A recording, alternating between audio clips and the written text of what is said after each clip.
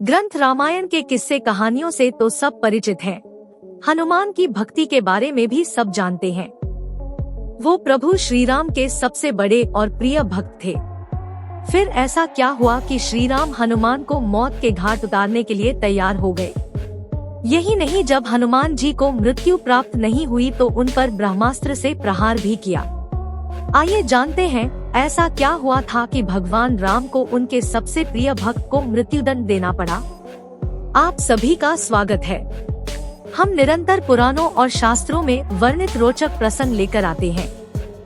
हमारी वीडियो जब पसंद आ रही हो तो अपने सगे संबंधियों, दोस्तों के साथ अवश्य ही शेयर करें। तो अब शुरू करते हैं। एक बार सभी महान संत और ब्राह्मण सभा में उपस्थित हुए। देवऋषि नारद, वशिष्ठ, विश्वामित्र जैसे बड़े बड़े विद्वान वहां चर्चा करने के लिए इकट्ठे हुए थे कि क्या राम का नाम भगवान राम के अस्तित्व से बड़ा है। संकट मोचन हनुमान भी इसी सभा में मौजूद थे, लेकिन वे कुछ बोल नहीं रहे थे। चुपचाप मौन अवस्था में वह मुनि गानों की चर्चा को ध्यानपूर्वक सुन रहे थे। नारद का मत था कि भगवान राम का नाम स्वयं भगवान राम से भी बड़ा है और ये साबित करने का दावा भी किया। अब चर्चा खत्म हुई तो सभी साधु संतों के जाने का वक्त हुआ। नारद ने चुपके से हनुमान से सभी ऋषियों का सत्कार करने के लिए कहा, सिवाय विश्वामित्र के। दलील ये दी कि विश्वामित्र तो एक राजा है। हनुमान ने बारी बारी सबका अभिनंदन किया, पर जैसा नारद ने समझाया था विश्वामित्र को जानबूझकर अनदेखा कर दिया। अपना उपहास देखकर विश्वामित्र क्रोधित हो उठे। गुस्से से तमतमा रहे विश्वामित्र ने राम से हनुमान की इस गलती के लिए मृत्यु दंड देने का वचन लिया। भगवान राम हनुमान से बहुत प्रेम करते थे, लेकिन विश्वामित्र भी उनके गुरु थे। गुरु की आज्ञा ना टल जाए, इसलिए राम ने हनुमान को मृत्यु दंड देने का निश्चय कर लिया। हनुमान को जब इस बात का संज्ञान हुआ श्री राम उसे मारने आ रहे हैं, तो वे कुछ समझ नहीं पाए कि ऐसा क्यों हो रहा है।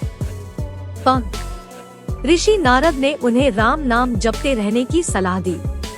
एक वृक्ष के नीचे बैठे हनुमान जय श्री राम का जाप करने लगे। रामधुन लगते ही वे गहरे ध्यान में लीन हो गए।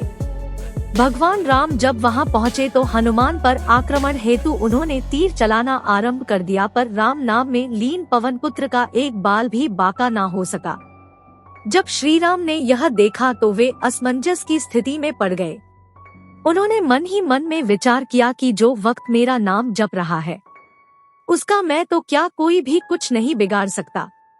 अपने तीर विफल होते देख भगवान राम ने कही, अस्त्र भी आजमाए, पर हनुमान के आगे सब विफल ही रहे। चूंकि राम ने अपने गुरु के वचन का पालन करना था, भगवान राम ने फिर कारी ब्रह्मास्त्र का प्रयोग किया। भगवान राम का नाम जपते हनुमान पर कोई असर ना हुआ। पृथ्वी पर प्रलय जैसे संकट बनते देख नारद विश्वामित्र के पास गए और सब सच बता दिया। इसके बाद विश्वामित्र ने राम को वचन से मुक्त कर दिया और देवऋषि नारद ने ये सिद्ध कर दिया कि राम नाम स्वयं भगवान राम से भी ज्यादा शक्तिशाली है। तो श्रोताओं, आज के इस अध्याय में इतना ही। उम्मीद है आपको यह पसंद आया होगा। हमें कमेंट में जरूर बताएं। अब करना ना भूलें। ऐसी नई कहानियों के लिए अब दीजिए अपने दोस्त को इजाजत। शुक्रिया।